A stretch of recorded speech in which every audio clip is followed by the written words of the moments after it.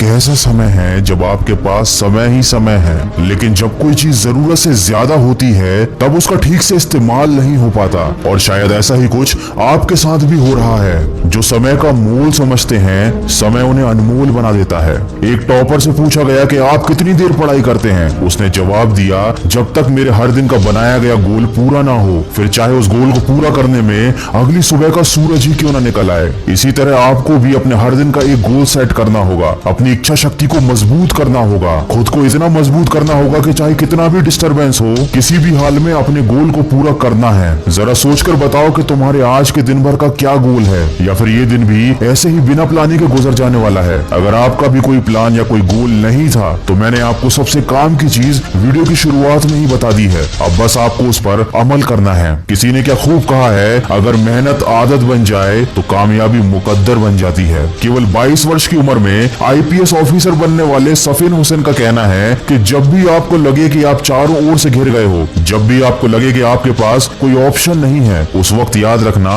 यही वो मोमेंट है जहां से आपकी तकदीर बदलने वाली है। एक हीरा जितना ज्यादा घिसता है उसकी कीमत उतनी ही ज्यादा होती है। अगर अभी परिस्थिति आपके खिलाफ है तो याद रखना आपकी कीमत बढ़ने वाली है। जरूरत है तो सिर्फ आपकी मेहनत और लगन की। हम सब में बचपन में एक आदत होती थी, जब बाजार में किसी खिलौने के लिए हम जिद करते थे तो माँ बाप के लाख समझाने के बाद भी हमको बात समझ में नहीं आती थी। जब तक हम उस खिलौने को पा नहीं लेते थे, कोशिश करते रहते थे। शायद हमारा बचपन ही अच्छा था। कम से कम किसी चीज को पाने की हमारे दिल में शिद्दत तो थी। किसी चीज को हासिल करने के लिए कम से कम हम किसी विकल्प की तलाश तो नहीं करते थे, और ना ही कोई सरल रास्ता खोजते थे। वही बचपन वाली जिद हमको फिर अपने अंदर जगानी है।